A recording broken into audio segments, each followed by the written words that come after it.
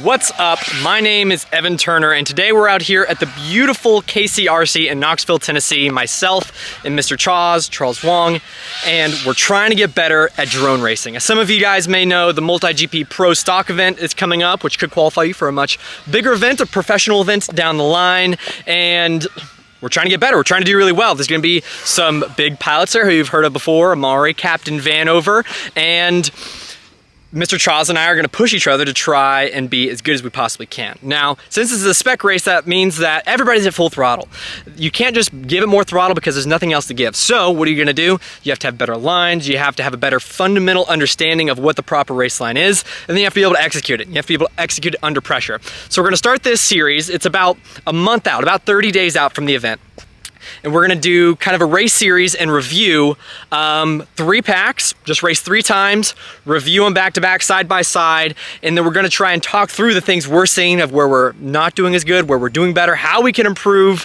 I spent a lot of time when I was on DRL doing exactly this. Charles, maybe not as much in the spec side of things, but if there's anybody who can practice, if there's anybody who can take feedback, it's Mr. Chaus, and he's so good, and I love seeing somebody like him actually take that feedback and apply it. But I'm trying to get better too, and I learn a lot from him, and one of the big things that I'll talk about is the best way to get good at something is by admitting you're not good at it, or having that humility to look at somebody else's line and say, oh, is that a good idea, etc. And there's a lot of these weird little things that you're gonna see today that we're learning here in the open sections, in the tight sections. Where do we add throttle? Where do we take it away? Where do we swing wide? Where do we come tight? I want to bring you guys along for the ride as me and Charles and I try and become the MultiGP Pro Stock champions. Let's get over there and do heat number 1. Format is we're gonna race 3 times, and then we're probably just gonna take the best race of that to throw in the computer, match them up, sync them up, and then do a review to show you guys. You guys will of course see all 3 heats, hear all 3 of our reactions, and then you'll actually hear what we have to say about what we think is the best one, where we both felt like we flew good, had some good battles, and as entertaining as possible for you all. But hopefully all of it is informational and educational for you all who are also trying to get better at this thing we call drone racing. Heat number 2. Come on here.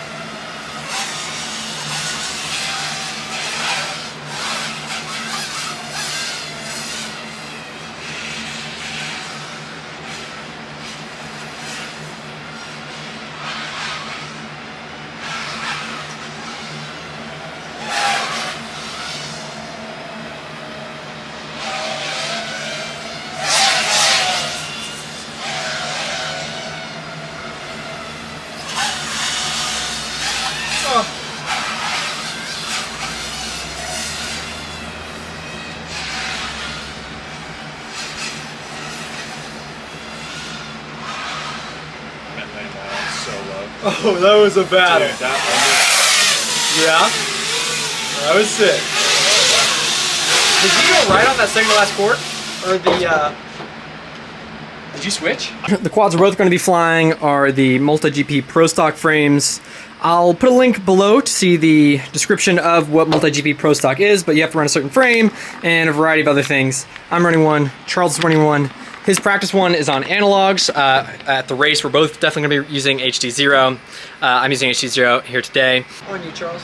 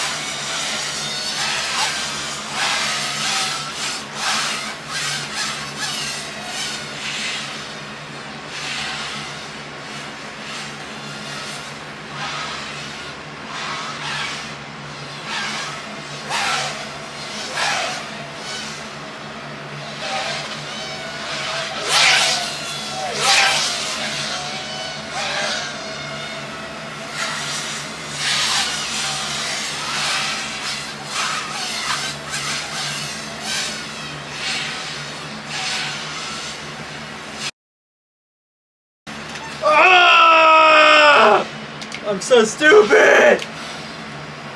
Oh my god, I went for the pass. Okay, this was the second pack between Chaus and I. We're gonna react to it and talk about the things we thought we did good, the things we did bad, and also just kind of tips we learned throughout the day or things we felt we improved on, and then how you can see it in the video here. So take the first entrance safe because I know I have the lead, so it's just smart to... Yeah, there is something to say about having like these head start or these staggered starts.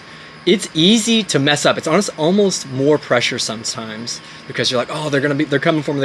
But really, it's a really good practice for your pace because you can only fly as good as you can fly. But my brain does tricks where it says, oh, I'll just purposely slow down on this section. Even though you're ahead? Even though I'm ahead, yeah. Because I'm ahead, I feel like you can give me... Let's look at this open section here, the difference in line choices. I think I come a little bit wider for the gate. You do. Just a little bit. But you're definitely getting a lot better. And then also the breaking into the slalom section. It's something we can look at on the back end, but I'm really trying to slice into it. And sometimes I feel like the entrance into the corkscrew and the slalom, I feel like sometimes you break a little bit.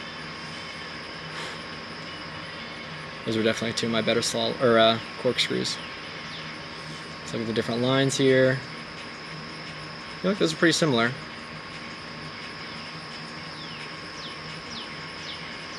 Yeah, so you break into it. Yeah. And let's check your power loop here. So you break. It's like you stall, I feel like sometimes. But you're... Oof. This section, I just kept the rhythm. Yeah. Okay. But you almost caught me here. Your slalom coming up was absurd. And look at your battery voltage too, like 3.2, and the RPM limiters is doing all the work. Boom, boom, boom. When you're behind, dude, I'm telling you, you are better. You do crazy stuff. Watch this. You almost... I think if we would have gone into corkscrew, you could have had it. See right there, I also braked too hard at the start. But my battery was low. So what do you think your biggest takeaways from today, or just this track, or the difference between mining or flying? What do you think it is?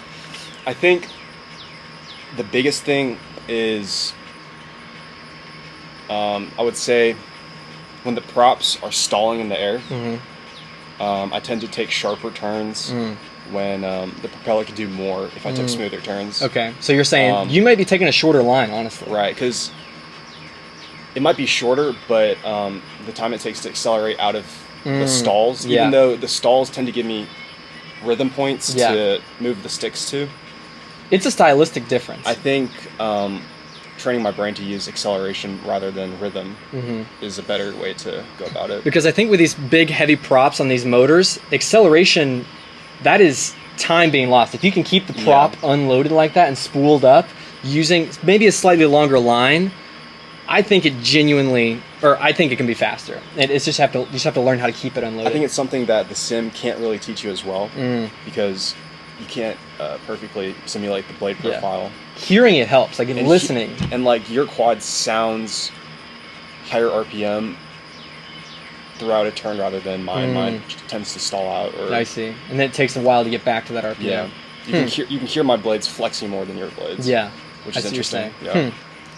There's a lot of drone nerd talk for you, but hopefully you picked up something from it. Hopefully you enjoyed the last 3 packs of us trying to get better. We're gonna try and do this more so you can see us improve throughout, and then we'll show you hopefully some good finishes at the Pro Stock race, but hopefully you learned something from it. Let us know if you want to see a different format of it, but we're gonna go back to getting some Sunset DVR.